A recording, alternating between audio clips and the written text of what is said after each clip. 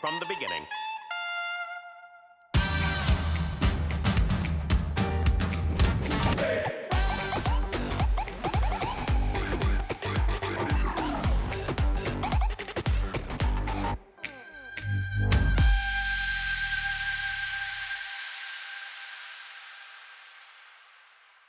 Hi guys! So super excited to do a mukbang with one of my favorites on and off YouTube. Deepica, hi! Hi! Finally, right? We made this happen.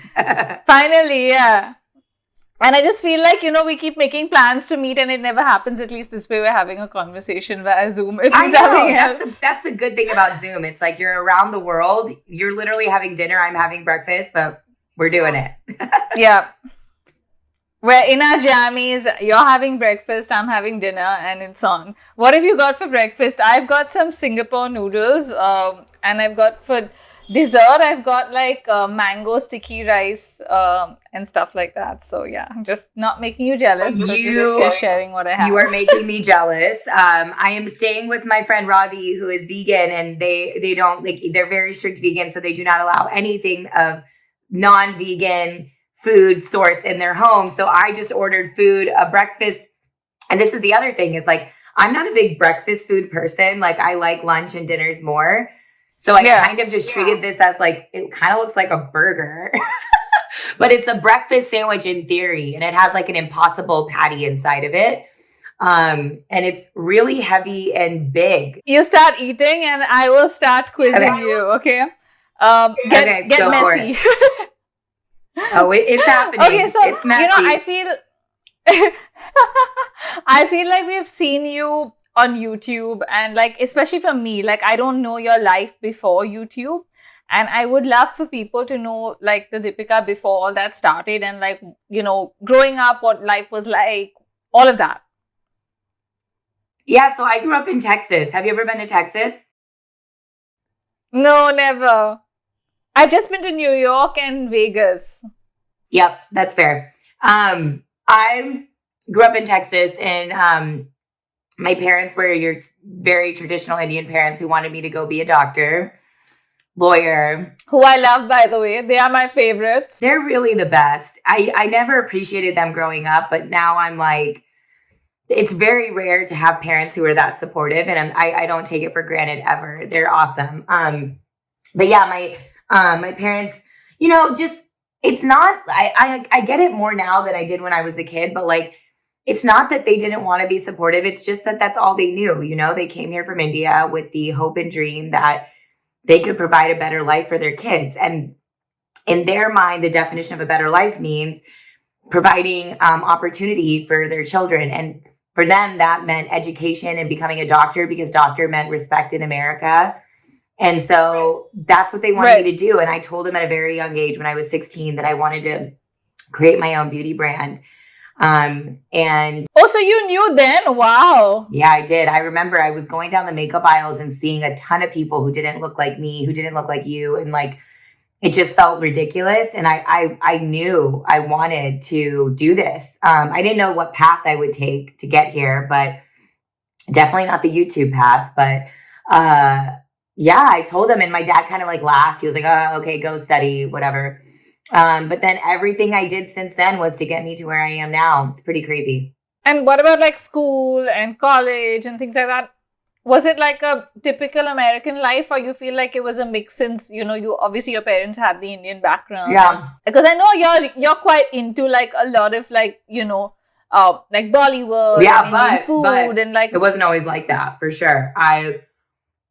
When growing up in Texas, I feel like I had this duality of a life. Like it was like, I'd go to school and have my white friends, and I would fully try to like, I'd be trying to eat chicken fingers and fries and acclimate into American life. And then I'd go home and my mom was making like curry, and I would go on my weekends to like Diwali festivals and hang out with my Indian friends. And it was like these two different lives I was living, and I connected and genuinely enjoyed my Indian life more, the one where I embraced my culture, but I also wanted to fit in so deeply. And so I just truly divided my life. And I like wouldn't open up my real life to my friends. Like I never had my friends come over because the house smelled like Indian food. My mom had an Indian accent. She was walking around in her nightie.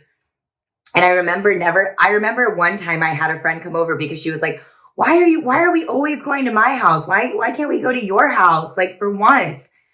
She came over and she asked to leave because she couldn't handle the smell. And that like scarred me. And I was like, see, this is why I didn't want you to come over. And that really messed me up. And it's just so wild to me now because I crave my mom's food like every day now. And now you're in a nightie. My mom in a nightie cooking Indian food. When I come home and it smells like Indian food, it's my happiest place. And for so long, I think, it's crazy when we're kids. I feel like we're so embarrassed about the things that make us. And then I think when we grow older, we value it and realize that, we were just being silly or trying to fit in. Or you feel that way even in India? Yeah, I do. I mean, there was a lot of things that my parents were fairly like progressive. I think I had the opposite where they were like extremely like, the open, chilled out because they were Parsi and that was kind of not the norm. And I didn't have a lot of Parsi friends, but like my parents never said no to anything, right? Like we went for a sleepover to a friend's house. They were like, yeah. Like, like the first drink I had was with my parents. So like, it was never like so it was like the other way where I used to be like, oh my God, like, like y'all are too cool for the rest of the people. Like, stop it. Like, wow. You know what I mean? Like, it was like, so I think it works every way because I feel like a lot of my parents were quite like, oh wow, they're really like my friends' parents were like, oh wow, her parents are really chilled or whatever. Like, and I never felt that till I was older. Like when I was older, like, especially when you're a teenager and you have to have like people have a curfew and stuff like that. We never had that. Like we were like, my mom and dad were like, be honest, just go as long as we know who you're going out with and where you're going and you have a phone on you or whatever, we're cool, go and like come back whenever. Like it's not like and they'd like wake up, like to pee at 2 a.m. and be like, oh, they're not home and call and be like, are you out? And we'd be like, oh yeah, we're still at the club. They'd be like, okay, cool. As long as you're fine, it's cool. Like it was never like why are you not home? Oh my God. So it was a very opposite to a lot of my friends, And I used to crave that, being like, it's so boring. Like I get to do everything. Like, like my friends had to lie and be like, we are staying over at Sherry's house or whatever to go out. Or, wow. You know what I mean? Like stuff like that. Which for me was like, like, no, I don't have to do that. Or like even boyfriends was never a big deal. Like, and also I started modeling at 16. So it was like I had making a lot of money. I got all this exposure, traveling alone. So it's kind of hard to then, I guess, also discipline a kid at that point because they're already like an adult because they're doing their own stuff.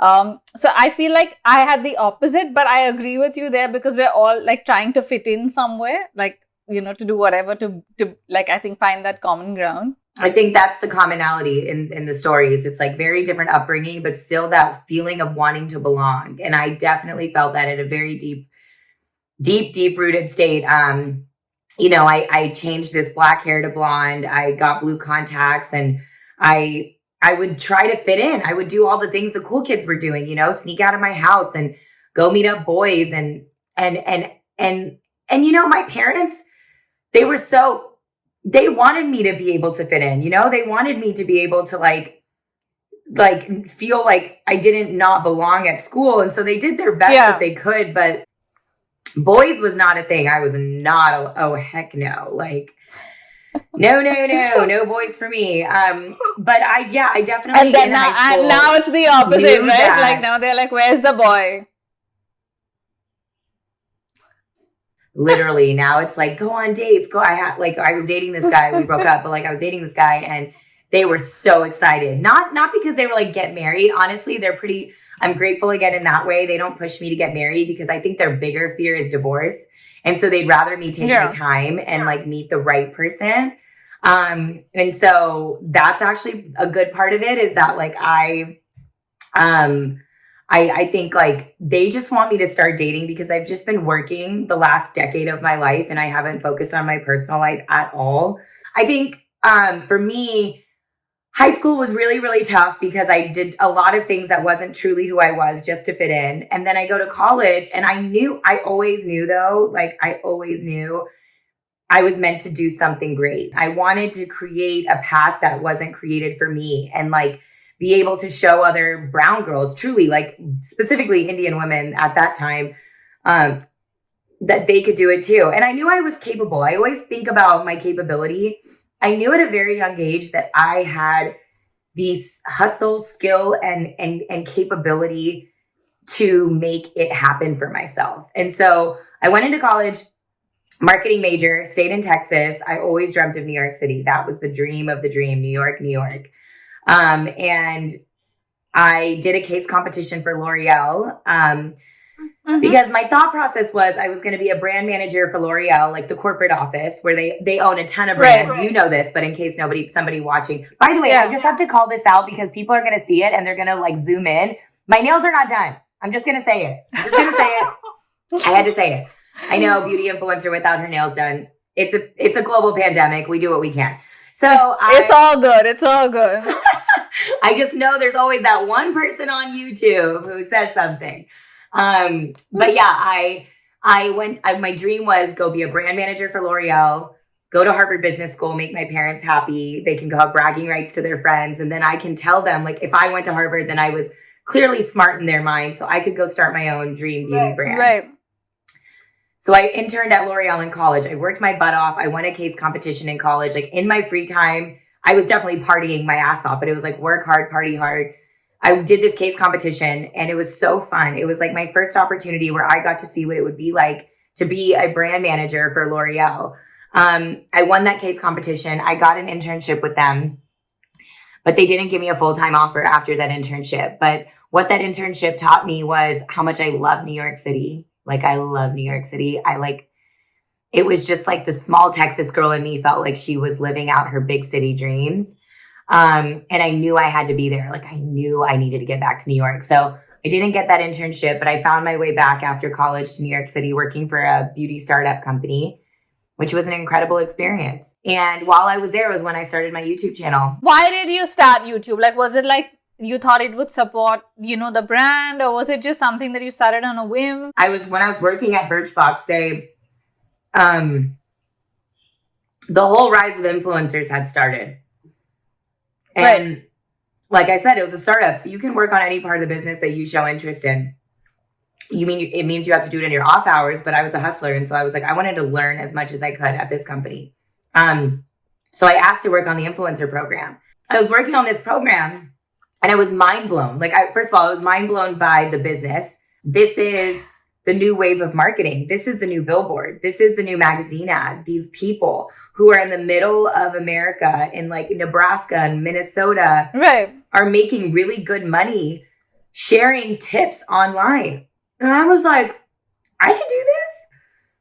I just remember thinking, I'm already that person for all my friends who they text me and they message me being like, what's the best nude lipstick for brown women? Yeah. And by the way, at this point, I had already started a blog just for fun. Again, this was like, for me, it was a hobby. It was a fun outlet that like, I got to like express my like passion for beauty and makeup. And I was not a beauty, I wasn't a makeup artist, but I was a beauty junkie. So I was more coming at it from the perspective of the everyday girl. And it worked. And so basically I just was like, I literally remember thinking, there was no one who looked like me doing this. How ridiculous is that? There's a country with 2 billion people. There's this media platform making billions of dollars, an industry worth billions of dollars, and a platform that was getting billions of views. And there was nobody who looked like me connecting all of those together. So it was kind of like a aha moment, but also if nothing goes from this, at least my friends can stop texting me and they can go to my YouTube channel and watch the video. And it was fun for me. Like, truly, I saw it as a fun outlet. Instead of blogging more than writing, I enjoy video. Like, I like video. And so January of 2015, picked up my iPhone. I did not know how to upload anything. I didn't have any skills, but I knew I had a tip I wanted to share. Many tips. I didn't even have ad revenue activated or anything. And my second video went viral. The lipstick one that's where I discovered you, honestly. That's how I found you first. And I was like, oh my God, this is incredible. And I was at the Today Show. I remember reading an article that said, that you were on the Today Show. And then I went back to watch the video. And then I followed you. And I think then we got in touch on like YouTube and stuff like that. But that was, I guess, the moment you blew up, I think, everywhere, Yeah. right? And I think it obviously changed the way things It changed my panned life. out completely. It literally, Right. that one video changed my entire life. And I filmed it on an iPhone. Like, how? I just think that's so important for people to realize, because it, like, all it took was me taking an extra initiative to do something in my free time, changed my entire life. I quit my job, became a beauty influencer, eventually started my own brand, and here I am today. And it all started from that one video. And I remember when it went viral, the day the Today Show emailed me to come on to do the segment on air, I was already looking for a sign to go for like my next move in my career. And that was the sign I needed. And I quit my job. And I had no idea how I was going to make money, but I knew I had the hustle, grind, and motivation and determination to do it. And I did it. And I remember when it went viral, the media outlets that covered it globally, like Vogue India, Cosmo UK, Daily Mail, Refinery 29, Elle Canada, like you name it, and they were covering it. And I could not believe my life. Like, I was like, Vogue India? Like, I was just like...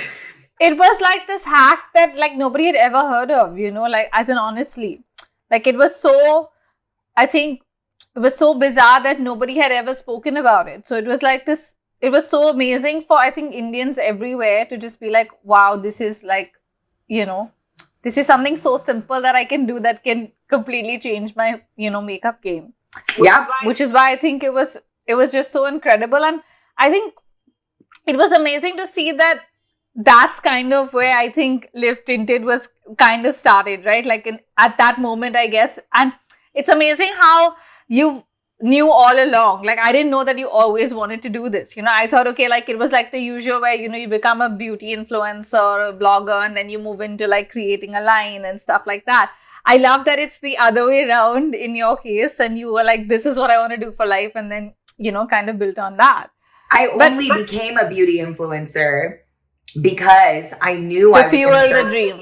I wanted to one day do this brand, and I never wanted to be the face. I genuinely thought being a CEO was my future. When I was 16, I was like, I'm going to be a CEO of a beauty brand and create my own brand and change the industry for brown girls. And every move I made was to get to there. And so when I became a beauty influencer, I was like, getting messages from so many brown girls being like, oh my God, Deepica, like, I can't believe there's a girl who looks like me in a MAC campaign and a Laura Mercier campaign. And I knew I had all the contacts to push for that. Like, I had worked in the beauty industry at that point for 4 or 5 years.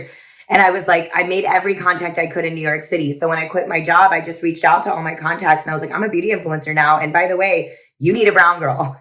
I was the token brown girl, but at least there was finally a brown girl. And I was like, it is about time. I can't wait for us to get like Live Tinted. When is it coming here? It's my biggest dream. Like, truly, like, on my vision board, on my, like... That'll be like full circle.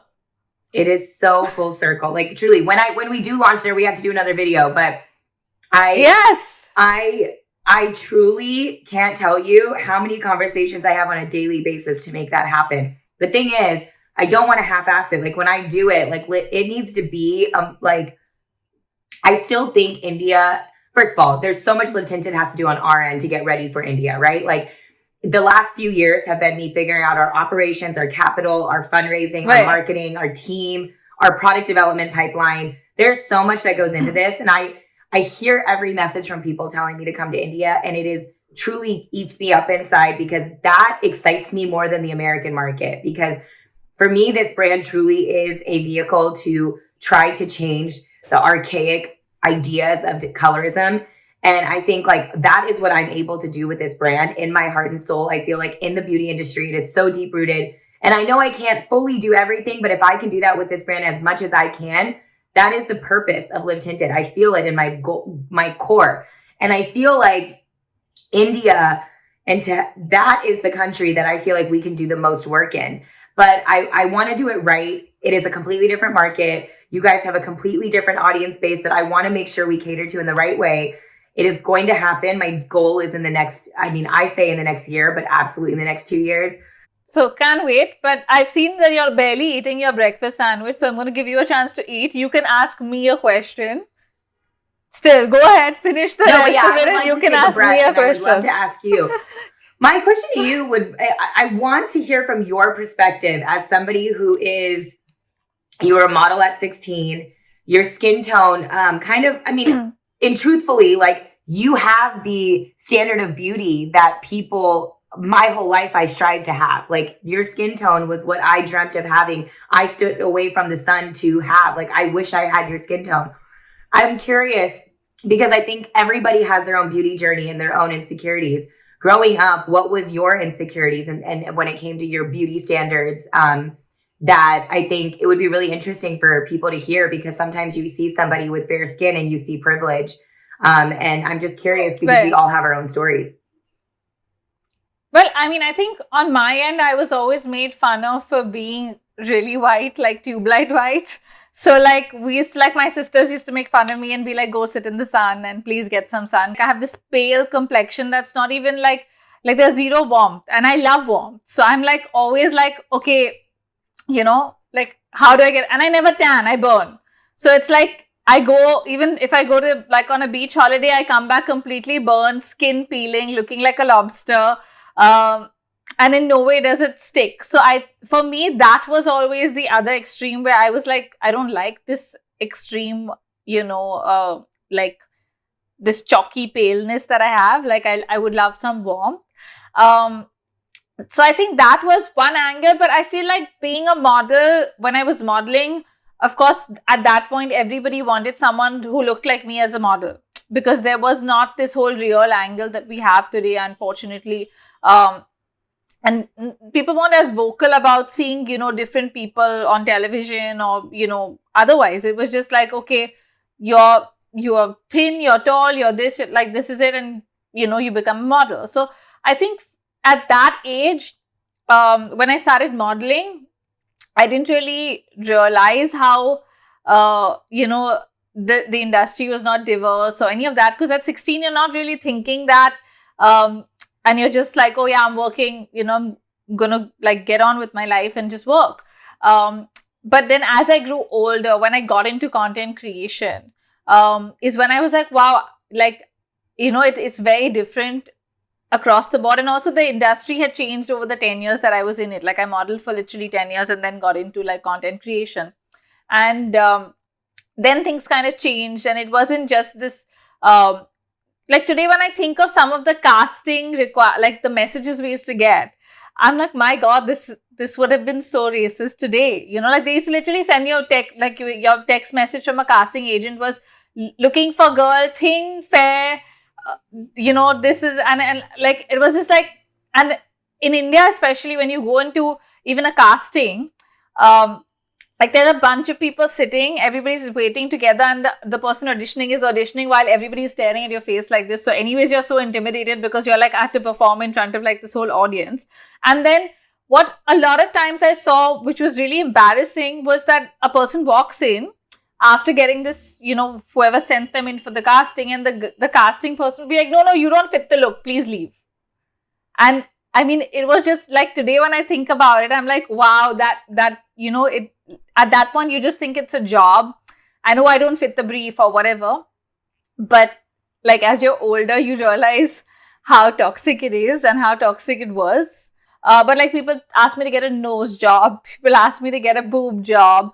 I was told my teeth are crooked, and they were like, oh, like, we have an issue with your smile. Like, these were reasons given to my agent for not getting a job. And, like, I was always shamed for that, where, people would be like, oh my God, nothing fits on her. Like in the middle of her, fitting, like, where 20 models are standing, the designer's like, nothing fits on her. And the choreographer's like, yeah, grow some hips. Which is why I think when I shifted to content creation, I love that, because I'm like, I'm me. I can have an opinion. I can say stuff that I want to say. And, like, it was, like, honestly, 20 years ago when I was modeling, it was like we were being sent to Fair and Lovely castings, and it was just considered a cream. Nobody thought of it as, oh my God, this is, so terrible. So I think, yeah, I mean, there's definitely a huge, like, that there were a lot of, like, insecurities in that sense. Like, obviously, when you're a model, because it's all about how you look. Nobody gives a damn about what you say or if you're intelligent or not or whatever. Like, they're literally like, okay, do you work for the job or do you not? So it's very like cut and dry there. And I think you grow into that. So because I started young, I was always like, in my head, I was like, don't let it get to you. It's a job. It's not personal. So if someone doesn't like your nose, the job didn't work out, it's fine. You don't have to get a nose job, but like move on, like in my head. But I think if I was someone that dwelled on all of it, like today when I think of it, I still remember the line. So I know that it's like been said to me. You don't even realize you're a strong woman, so you were able to handle it. But that doesn't mean deep down as a human being, it doesn't mess you up. It messes you up. I think of course. Yeah, I think back to like I was 13 and I remember at the mall, some casting agent came up to me and said I should be a model. And I was so excited. So I was like, this is my way out of Texas and being in the Big Apple and all these things. But I was never the skinny girl. And so I remember they told me I could only be a commercial model. And if I ever wanted to be anything else, I would have to lose 6 inches on my waist. I was 13. I was 13 years old. Wow. Next question. Freezing your eggs. How did that happen? So I have to tell you before you get into your answer that you made me and I think thousands of women think about this when we should have been thinking about it. And like it had not even crossed my mind. But like when I watched your video and I was like, oh my God, like I should be considering this, because you don't realize like in your life, you're like, you put everything, as you said, you're working, you're hustling, you're like, yeah, it'll happen at some point, and you put things on the back burner, but you don't like question your body and think, oh, should I be doing this? And when I watched your video, that happened with me. And I know so many, I spoke to like 6, 7 of my friends that don't have kids. And I was like, guys, I watched this video and what are your thoughts? Like, are you guys thinking of freezing your eggs? And it started a conversation that nobody was having. So thank you for that.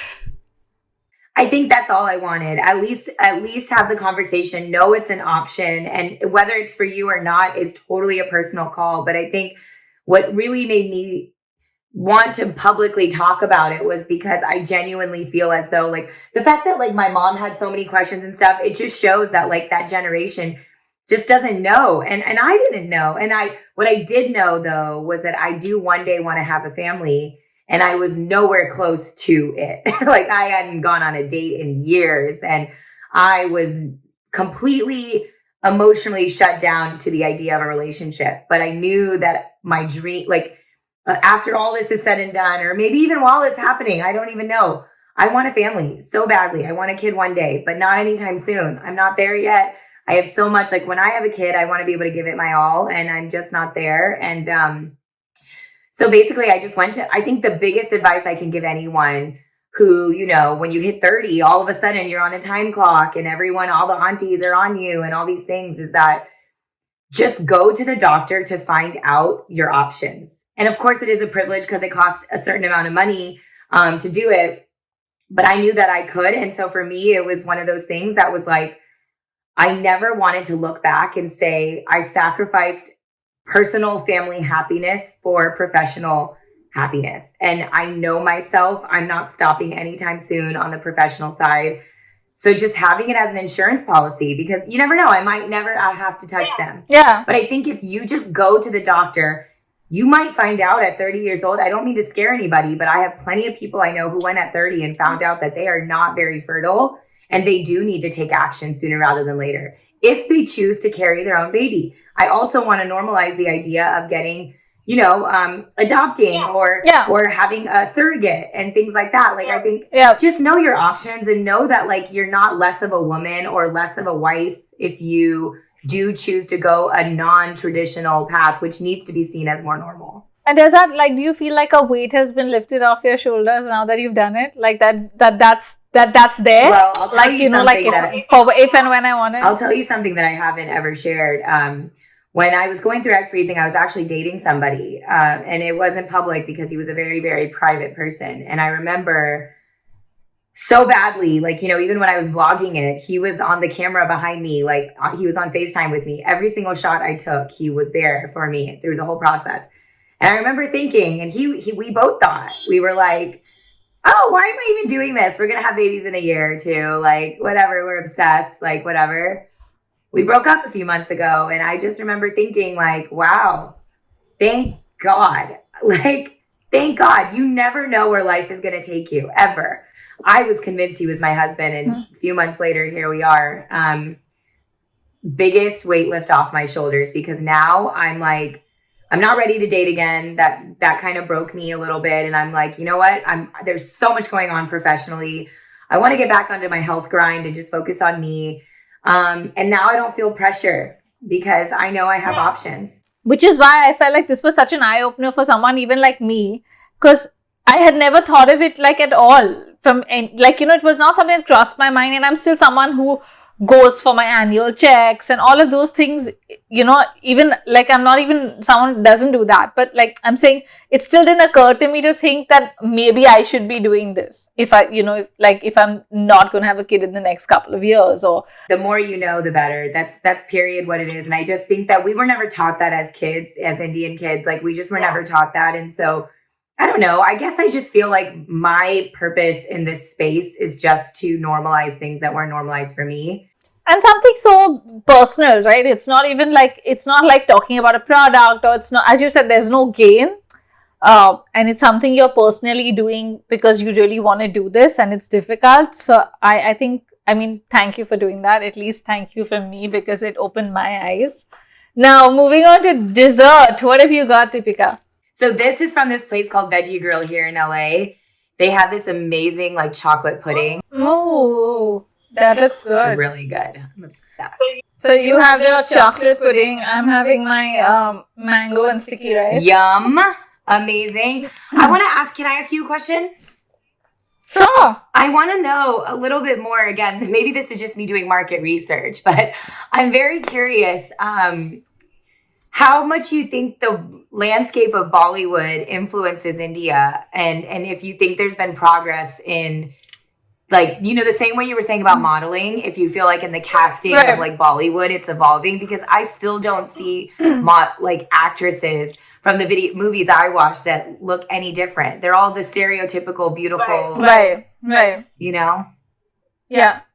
No, so I don't think it's changed a lot there, honestly, and I don't think normal people have a lot of hope from Bollywood.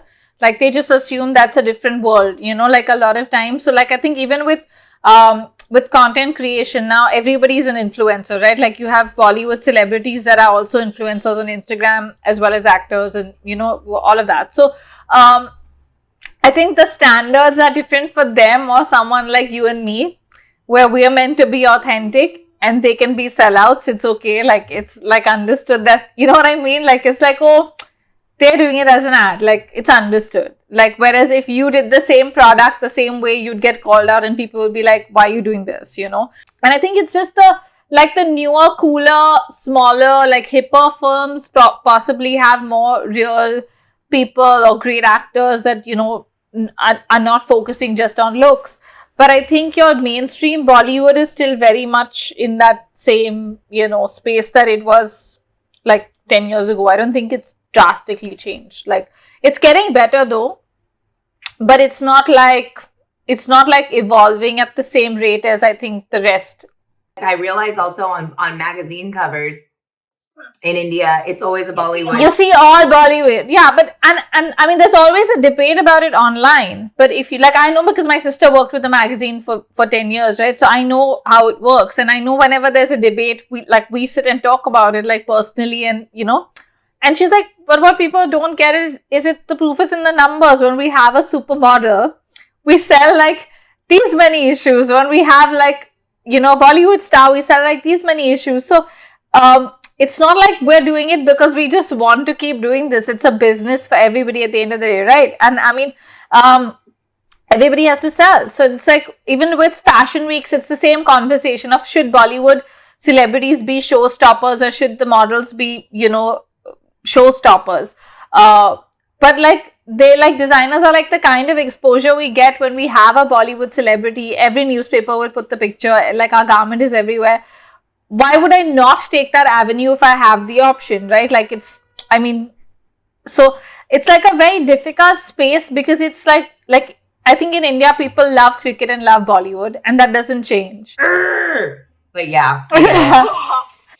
It's so annoying, but I just wanted to hear from your perspective, since you do modeling and stuff, like, It's very interesting to hear that. I did have one other question for you, just because like we were talking about a little Sure. bit offline. We did a little bit offline, but I want to know, just because here in America, Indian Americans are basically living life back to normal. And I feel like, first of all, I feel guilty for it. Second of all, where I want to do as much as I can to support everything happening in India. I would just love to know if you have any thoughts or advice on how people here can help COVID situation in India in any way. So, I mean, I feel like most people, say fundraising is the only way, I guess, because it's harder to kind of, like get like on ground help and stuff like that. And there are some organizations that are doing incredible on ground work. So that's definitely one way. But I think it's also, like we discussed, there's just no lack of oxygen, so I think even just supplies, like even if it means helping a small group of people, it goes a long way as opposed to thinking, oh, what, like where a lot of people are like, what can I do? And they do nothing in that zone of thinking about what they can do. You know what I mean? So I'm like, even if you could help one family, that would be great. The other thing I see now, when the cases have reduced and things are better, is lack of funds for individuals. So what's happened is we have a lot of the black fungus, yellow fungus, all of that going on post-COVID. And people are being hospitalized for like 2 months, 3 months. People are in ICU for that long. And their bills, some of them are in crores, and they are all on like crowdfunding websites. Like individuals are putting out appeals because they can't afford to pay for their family members' treatment. And I think that is really also the need of the hour right now, because like, you think it's one person, like when you're talking to people, you're like, oh, but this is one person that needs so much money. I'd rather give it to an organization or whatever. But there's nobody helping these people. So it's really sad, because it's like, if you are in that position with your mother or your father or your husband, that is the other way that I see a lot of people, like help as many as you can with whatever you can, because there's like every Indian crowdfunding site, if you go onto it, there's multiple individuals that really, really need help. And like, I think nobody's helping them, because if you go through the charity route in India, it's a long drawn process, right? To fill out forms, to declare your income, all of that. And then I think you don't have that kind of time when a person's in hospital already and you need to just get stuff done. So that is something I feel that like as many people can help with, that would really, really help. That's really helpful and good to know. I never thought about the individual people like that. That sounds really bad, but I was more thinking, how can I impact a larger organization? So that's helpful. Now we're going to end with rapid fire. Okay. Oh, are you ready? Okay. Favorite movie? Mean Girls. I know, but it is. One beauty trend that needs to die. The idea of putting on dark circles. Have you seen that? Oh yes. Like, no. Now you want our dark circles after making us feel shitty about it our whole lives? Like, what? No. And to make it look cool as well, not just like have it. It's like, oh, now I'm so cool that I have it. Like, exactly. No. The best part about living in Houston is my family, my nephew. Oh, he's adorable. Every time he's giggles on your Instagram, I'm just like so chuffed. I'm like, oh my God, how cute is he? Okay, your parents are my favorite in the family, you know that. So what is the best piece of advice they've given you? Because I know they give you a lot of advice. So I want to know, like, according to you, what is the most valuable? So they give me... It could be together, it could be separately, like mom, dad separately. My mom and dad give very different life perspective and advice, always. Like, my mom is always like, do whatever it takes to get it done. She has such a strong, like make it happen kind of mindset. And I think I get my business savviness from her. My dad is way more on the personal life side. It just reminds me and teaches me just like to be a kind person and give back. Like, truly, like he tells me all the time when he passes away, he's giving all his money to charity, and like that's why he lives his life the way he does. And I think I get that piece of me from him. And my mom is kind of like that work ethic, and my dad is this more nature of like, how can we serve our purpose in this world? And They give me very different life perspectives for that reason. And I think that balance is what makes me who I am. So I love them both. They're the best. Okay, 5 beauty products you can't live without. Lip tinted Hue Stick, biased, but whatever. Beauty blender and Tatcha Dewy Mist. What's in that room right now? Some sort of brow like freeze. Like I have the Benefit brow set in there right now. I love it. And okay, our mineral SPF from Lip Tinted that we're launching by the time this goes live, hopefully. So it's amazing. It's a mineral SPF with no white cast on it. So oh, nice. Yeah, but it's mineral. You don't that's the most annoying thing, because I feel like for someone like me, I look like, I look like a ghost, that I'm just like walking around with this chalky white face, and I'm like, I would love to try. Yeah, that. It's reef safe. It's a moisturizer, primer, SPF all in one with no white cast, and it's, I think, going to be game changing. So yes, that. Okay. The last question, which is again about Lip Tinted. It's one reason why we all need Lip Tinted products in our life. One reason. Because you're supporting something bigger than just a beauty product. This brand stands for something so much bigger. It's about representation. It's about making sure that all of us are being seen and moving the beauty industry forward. So I think if you're going to put your dollars towards a beauty brand, put it towards one that has a greiner purpose. Thank you so much for doing this. Thanks for having me. I'm glad we made it happen. And next time, hopefully it's in person. We had our final, it's in person, where we actually get to meet the next time you're here or I'm there, whenever that happens. But I'm also going to link your channel in the description. So if you haven't watched her videos, please go watch them. And thank you for doing this. I will see you soon, at least this way, if not the other way. Awesome. Thank you.